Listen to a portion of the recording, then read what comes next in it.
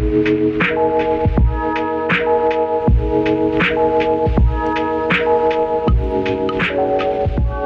y'all, I hope you're doing well. Today's video is going to be another chill draw and chat video. I'm just going to ramble on for the next 10 minutes or so, and hopefully by the end of the video, we'll both have some cool stuff in our sketchbooks. So take out your art supplies and let's get started. So for this first spread, I wanted to make a sort of collage of stuff that I found on Pinterest because I have had literally zero creative motivation. My ideas have been lacking. So the next best option was to find some things online to warm up and still make something with somewhat of a composition. So I scrolled through Pinterest and found this animal mouth. I think it might be a dog or a wolf or something. I honestly couldn't tell if it was an image or a drawing just because of how detailed and vibrant it was, but I decided to draw it for practice. So yeah, I did a bit of an alcohol marker wash, just a little bit in the beginning, and then I went in with colored pencil. Instead of mainly using Prismacolors, I actually used the colored pencils that Artex sent me a little while back because they're pretty much the same quality. I used both of the Artex and Prismacolor pencils, but mainly Artex since they were just at the top of the pile. Anyway, I made sure to use a lot of different colors to really bring out that vibrancy just because I am a sucker for saturation and pretty colors. That's just who I am. I love using a lot of like vibrant pinks, reds, oranges, purples, all that jazz, as you can see before your very eyes. And then I went to a different spread that I've been continuously working on over time. This was the same idea of an assignment that I had in my intro studio class this past semester, just on a much smaller scale and with essentially no rules. I had taped some of the circles from my project into my sketchbook and just went from there. I started making dots, dashes, and lines all over the spread. The circles are just there to serve as negative space, and then when I take them off, it'll look quite cool, in my opinion. For the actual class assignment, we had to go from yellow and then slowly, gradually use darker colors until we ultimately got to a dark purple and blue. But for this, I just used random colors, whatever my intuition was telling me, and I think it turned out pretty cool. It's always therapeutic to make something like this, something abstract and almost like meticulously expressive. I don't really know how to describe it, but it does bring me a lot of mental peace, so I really appreciate that. And also it's just really nice to have a project that you can revisit over time. I started this at some point, I want to say in February, and just like in my free time in that class whenever I was waiting for paint to dry or something like that. And then over time, I just slowly added to it whenever I felt like it, and now we're here. And I think it's pretty much done as I'm recording this, so it was really nice to see everything come together over the span of a few months. At the time I'm recording this, the Super Flower Blood Moon eclipse just happened, and it was so cool. We had a little end of the year kickback at my friend's house, and we all saw the shadow on the moon, and later that night it turned red.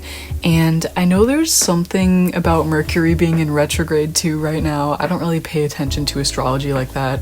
I just thought it was really interesting how all the stars are kind of intertwined right now.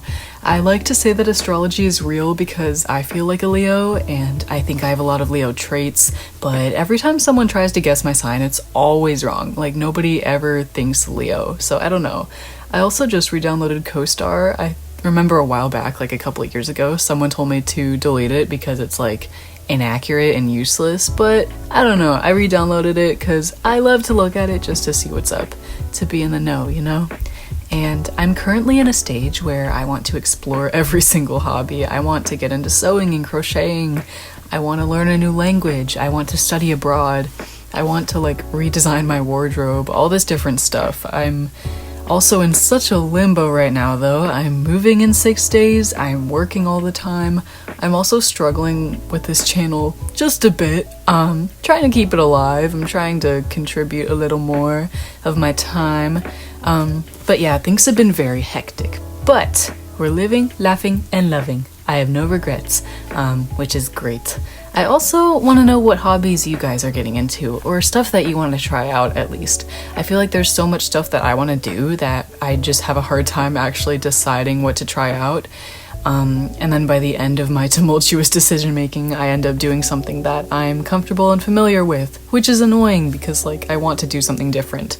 But I'm learning from my actions. But yeah, backtracking to the fact that I am moving in 6 days, me and my friend Scott were getting an apartment back downtown. We both lived in the same area before, but we were both in the dorms and also in 2 separate dorm buildings, so it was very restrictive, having to check people in and just being in a very inconvenient spot downtown sometimes. I also did not have my car at the time, and then when I finally did this past semester, it was just really difficult because I had to walk 10 minutes to my car, so you know, that kind of sucked. But I will have a car in my building this time, so I'm super stoked for that. What else? Yeah, I guess we're just gonna be official apartment renters. We are the tenants. We may be getting a little ripped off a tad bit since the housing market is crazy and it's an apartment near Georgia State, so you know, all these landlords, all the apartments love ripping students off. You already know that. But what can you do? I love living downtown because there are so many friends there. You can just walk to your friend's dorm or apartment. You don't have to worry about a portion of your transportation if you're close enough to MARTA. It's really convenient to live in the heart of the city. It also kind of sucks to see the real life effects of gentrification though, I will say that. It's really hard not to think about it when you have to kind of coexist with it every day. Shit's getting very dystopian lately, so that's been kind of weird. But besides the depressing part of being downtown, I'm really looking forward to furnishing our apartment, you know, going thrifting to find some cool furniture and decor, all that fun stuff. Also, I can't wait to go to IKEA and find some cool functional things. What I mean by that is just like, I like to have different things to utilize my wall space, maximize the use of everything in my living space. IKEA happens to have a lot of cool storage items. I also wish we had like a Daiso in Atlanta because I always see these YouTubers buying cute affordable storage for their apartments or their studios. AKA Radia Rahman, I love her little Daiso hauls. I want it so bad. At the same time though, I know that Daiso has a lot of cute things and my money would be sent right down the drain in that store. As you can see, I've just been going back and forth between a few different spreads. Also, I am slowly taking off those circles to reveal the negative space underneath, and it's so oddly satisfying.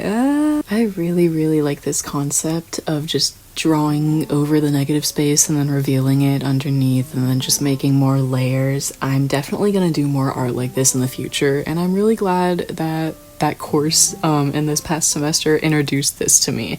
It's really like a journaling type of thing. It shows your subconscious and the patterns that your brain kind of gravitates toward. For me at least, I don't know. Y'all can try it out and put that to the test. And for this spread, as I said earlier, I wanted to do a kind of collage of different things, so I did those kind of tube-like things. I tried to make it like 3D and include those shadows, so hopefully that kind of worked. But yeah, I just used a bunch of different colors with each other, and I think it kind of worked. Like, everything is kind of in the same tones, color scheme, I don't know, art terminology. And then behind here, I just used this x-ray photo that I found on Pinterest.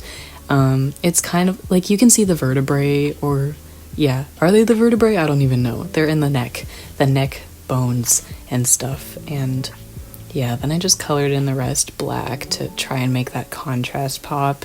I don't know if it worked or not. Something feels a little incomplete to me. I could definitely go back and do some more rendering, but this was definitely a good exercise just for a little bit of technical practice. And yeah, that's pretty much it for this video. I hope you guys enjoyed sitting and drawing with me, or maybe you at least got to just chill with me and hear me ramble for 9 minutes. Either way, I hope you got something out of it. I love you guys so much, and I will hopefully see you soon. Bye!